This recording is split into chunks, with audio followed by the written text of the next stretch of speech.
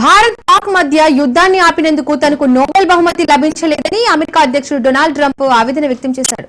Syria, Kosovo మధ్య యుద్ధాన్ని ఆపినందుకు Nobel బహుమతి లభించదు. ఈజిప్ట్, ఇథియోపియా మధ్య శాంతిని కాపాడినందుకు నోబెల్ శాంతి బహుమతి లభించదు.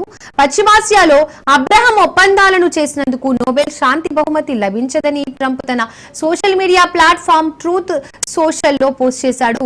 రష్యా, ఉక్రెయిన్, ఇజ్రాయెల్, ఇరాన్ తో సహా ఏమి చేసినా తనకు నోబెల్ శాంతి బహుమతి లభించదన్నాడు. ఆ ఫలితాలు ఏమైనప్పటికీ ప్రజలకు తెలుసని ఆవేదన వ్యక్తం చేశాడు.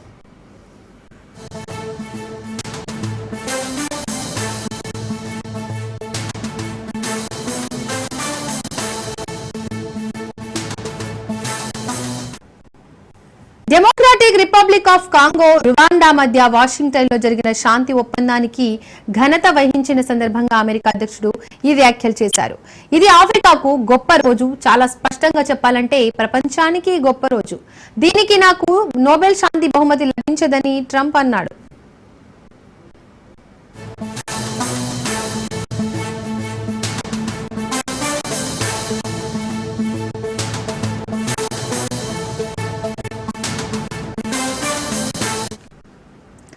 ఇండియా పాక్ కాల్పుల విరమణకు అమెరికా కీలక భూమిక పోషించిందన్న అభిప్రాయాన్ని ఇండియా ఆమోదించకపోయినప్పటికీ ఇటు ట్రంప్ అటు పాక్ పదే పదే ప్రస్తావన చేస్తున్నాయి. ఏప్రిల్ 22న పహల్గామ్ ఉగ్రవాద దాడికి బదులు ఇండియా ఆపరేషన్ సింధూర్ దాడులతో దూకుడు ప్రదర్శించింది.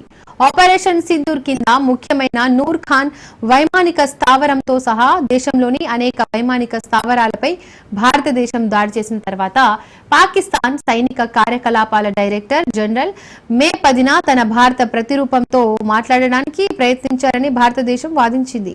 4 రోజుల పాటు జరిగిన తీవ్రమైన సరిహద్దు డ్రోన్, క్షిపణి దాడుల తర్వాత సంఘర్షణలను ముగించడానికి మే 10న భారతదేశం, పాకిస్తాన్ ఒక అవగాహనకు వచ్చాయి.